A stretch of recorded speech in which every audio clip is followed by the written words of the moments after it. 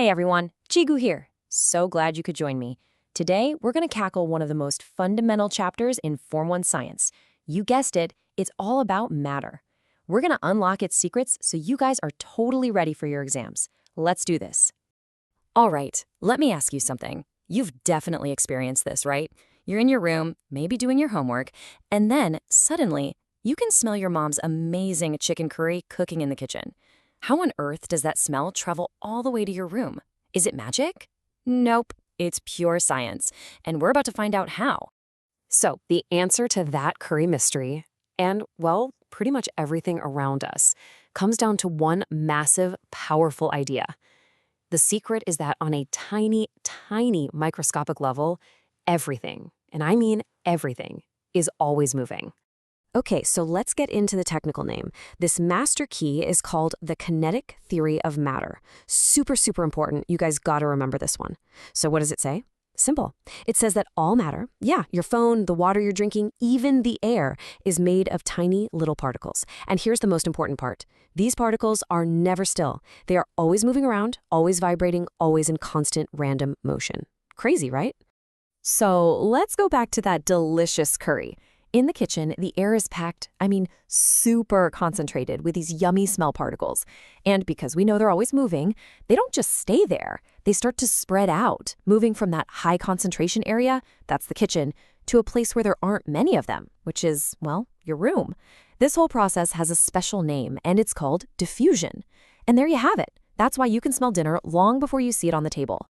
Okay, so now that we've got the big idea down, that everything is made of moving particles, let's look at how the way they're arranged and how they move gives us the three states of matter we see every single day.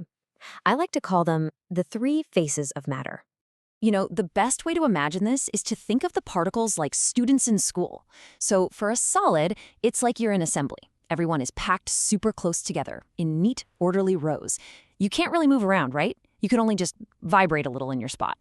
Now, a liquid, that's like recess time. You're still close to your friends, but you're not in rows anymore. You can move around, slide past each other. And a gas? That's like the final bell rings. School's out. Everyone is running free, super far apart, zipping around randomly at high speed. See? This difference in spacing and movement explains everything. Like why you can't compress a solid, but you can totally squish a gas. So just take a look around you right now. Seriously, do it. The table you're using? That's a solid. The drink you have next to, maybe some Milo or water, that's a liquid.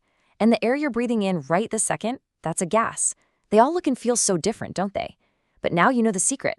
They're all made of the exact same kind of tiny particles, just behaving in different ways. Okay, so if these particles can be arranged differently, does that mean they can, change from one state to another?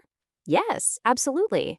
And the secret ingredient for this costume change is energy, usually heat. Let's find out how this great particle escape actually happens.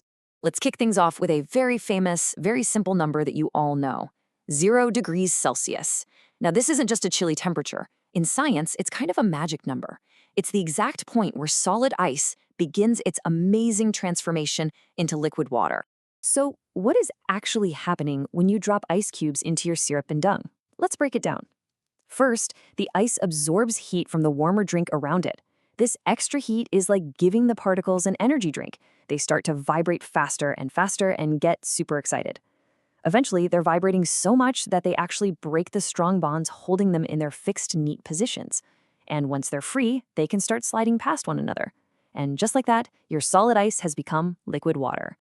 All right, here comes another magic number you absolutely need for your exams, 100 degrees Celsius. This is the temperature where liquid water gets that final massive boost of energy it needs to make its great escape and become a gas. You know, the process is pretty similar to melting, but everything is on a much higher energy level. When you're boiling water in a kettle, the particles are absorbing all that heat and start moving like crazy. They gain so much energy that they can completely overcome the forces that were holding them together as a liquid. And then, poof, they escape from the surface and just fly off into the air as a gas. And that gas is what we see as steam. Okay, so we've talked about how particles are arranged, but what about how much stuff is packed into a space? This simple idea leads us to a really cool, and you'll see, a really delicious concept called density. I'm sure many of you love this drink. The famous Tet Chi Peng special. You know, that beautiful drink with the perfect layers of brown, white, and red? Well, guess what? That isn't some magic trick the mama uncle is doing. It's pure, awesome science right there in your glass. So the secret behind those perfect layers is a property called density. It sounds complicated, but it's not, I promise. Think of it like this. Density is just how tightly packed the particles are in something. And the rule is super simple. If you have different liquids that don't mix, the less dense one will always float on top of the more dense one. Always. So, back to our Take It Peng. At the very bottom, we have the gula melaka, or the palm sugar syrup. It's at the bottom because its particles are packed the most tightly. It is the most dense. Then, in the middle, you have the evaporated milk. It's less dense than the syrup, so it just floats right on top of it.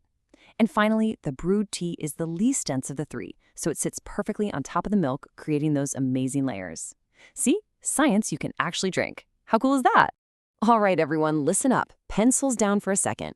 We're now moving into the really, really important part, especially for your exams. I'm going to give you my top Chegu tips to make sure you can score full marks on this chapter. You ready? Okay, exam tip number 1, diffusion speed. A super common question they like to ask is to compare how fast diffusion happens in the 3 states. Here's what you need to remember. It's fastest in a gas because the particles are super far apart and are already moving really fast. It's slower in a liquid, and it's extremely, extremely slow in a solid, where the particles are basically locked in place. So just remember this simple formula. Gas is greater than liquid, which is greater than solid. Gas greater than liquid, greater than solid. Easy marks, I'm telling you.